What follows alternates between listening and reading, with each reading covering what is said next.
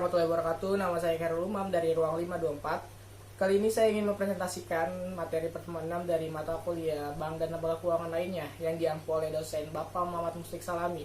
Pada pertemuan 6 kali ini, judul materinya yaitu kegiatan mengalokasikan dana bank. Sebelumnya apa sih itu pengalokasian dana? Pengalokasian dana merupakan kegiatan penyaluran dana yang dihimpun dari nasabah yang diolah menjadi bentuk simpanan oleh bank. Pengalokasian dana dapat diwujudkan dalam bentuk pinjaman atau kredit dan dapat pula dibelikan aset yang dianggap menguntungkan bank. Contoh aset yang dianggap menguntungkan itu seperti tanah, bangunan, dan peralatan-peralatan yang menunjang operasional perusahaan. Lalu di sini kredit dan pembiayaan. Apa sih kredit dan pembiayaan itu? Kredit adalah pemberian dana yang dilakukan oleh pihak kreditor atau bank kepada debitur atau pemohon untuk pembelian barang atau perluasan investasi perusahaan atau usaha yang didasari perjanjian dan kesepakatan dari kedua belah pihak yang termasuk pengembalian dana dengan bunga. Lalu sini pembiayaan itu merupakan pemberian dana atas kesepakatan dan perjanjian kedua belah pihak kreditor dan debitur untuk pengembalian dengan imbalan atau bagi hasil. Jadi perbedaannya itu kredit itu dengan pemulangan dananya dengan bunga, kalau pembiayaan itu pemulangan dananya dengan bagi hasil. Seperti kayak bank syariah. Lalu ada unsur-unsur kredit, yaitu pertama kepercayaan, lalu yang kedua ada jangka waktu, lalu ada prestasi, yang ketiga dan yang keempat ada resiko. Fungsi kredit itu yang pertama meningkatkan daya guna uang, lalu yang kedua meningkatkan jumlah peredaran uang serta lalu lintas uang.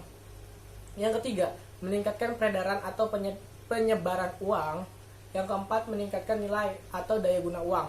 Yang kelima sebagai alat penunjang stabilitas perekonomian. Di sini ada jenis-jenis kredit. Jenis kredit yang pertama dilihat dari segi kegunaan, ada kredit investasi. Kredit investasi merupakan kredit jangka panjang yang biasanya digunakan untuk keperluan perluasan usaha atau membangun proyek baru, seperti membangun gedung pabrik yang baru diluasin lagi. Lalu di sini ada kredit modal kerja, merupakan kredit yang digunakan untuk keperluan meningkatkan produksi dan operasionalnya, seperti pembelian bahan baku, pembayaran gaji karyawan. Lalu bisa dilihat dari yang kedua dari segi tujuan kredit. Dilihat dari segi tujuan kredit, yang kedua ada kredit produktif. Kredit produktif ini merupakan kredit yang digunakan untuk meningkatkan usaha atau produksi atau investasi. Lalu yang kedua itu ada kredit konsumtif, kredit yang diberikan untuk konsumsi secara pribadi, tidak ada pertambahan barang dan jasa yang dihasilkan. Kayak misalkan konsumtif ini kayak misalkan kredit membeli barang-barang roda 2, kendaraan bermotor seperti itu. Lalu ada kredit perdagangan, kredit yang diberikan kepada pedagang yang digunakan untuk membeli aktivitas perdagangannya seperti membeli barang dagangan, lalu diolah lagi sehingga bisa membayar kredit. Lalu di sini ada dilihat dari segi jangka waktu, ada kredit jangka pendek.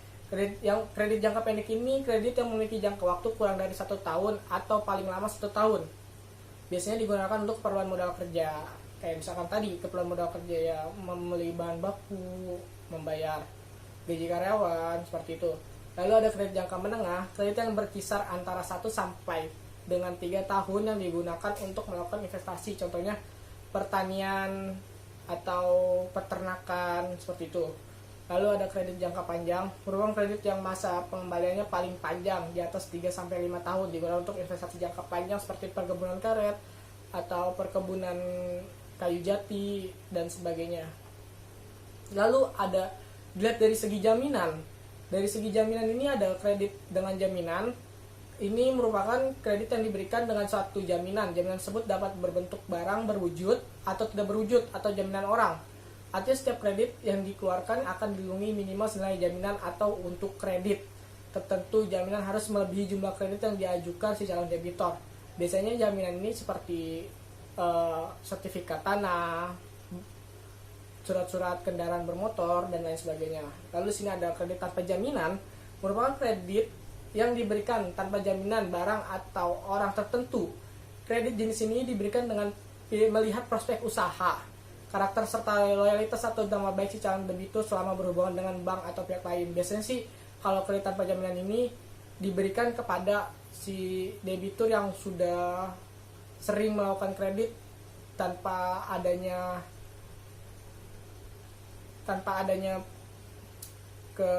kesusahan dalam membayar uang jaminan tersebut. Lalu bisa dilihat dari sektor usaha, ada kredit pertanian, ada kredit peternakan, kredit industri, ada pertambangan, ada kredit pendidikan, kredit profesi, dan kredit perumahan. Lalu ada prinsip pemberian kredit.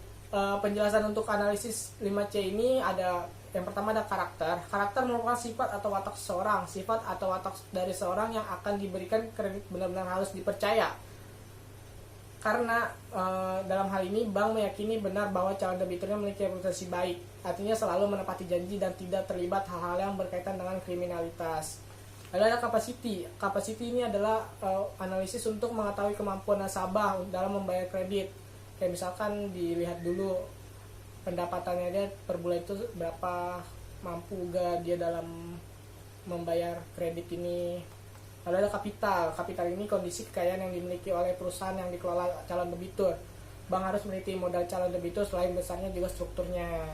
Lalu ada kolateral. Kolateral ini jaminan yang diberikan calon nasabah baik yang bersifat fisik maupun non fisik. Jaminan hendaknya melebihi jaminan kredit yang diberikan. Jaminan yang harus diteliti keabsahannya sehingga jika terjadi sesuatu maka jaminan yang dititipkan akan dapat dipergunakan secepat mungkin. Jadi kolateral ini kayak suatu jaminan lah ketika mau melakukan kredit. Ada condition. Pembiayaan yang diberikan juga perlu mempertimbangkan kondisi ekonomi yang dikaitkan dengan prospek usaha calon nasabah. Jadi dilihat dulu nih kondisi keuangan atau kondisi ekonomi negara itu seperti apa ketika ingin melakukan kredit. Jadi faktor 5C ini sangat mempengaruhi diberikannya kredit kepada si kreditor, dari kreditor ke debitor, begitu. Kesimpulan pada presentasi kali ini, kegiatan pengalokasian dana bank ini merupakan kegiatan yang sangat penting untuk bank tersebut, karena di dalam kegiatan ini sebuah perusahaan atau bank dapat menghasilkan keuntungan dari bunga yang dibebankan kepada pihak pemohon atau debitur. Jadi sekiranya sekian dan terima kasih. Mohon maaf jika ada salah-salah kata. Wassalamualaikum warahmatullahi wabarakatuh.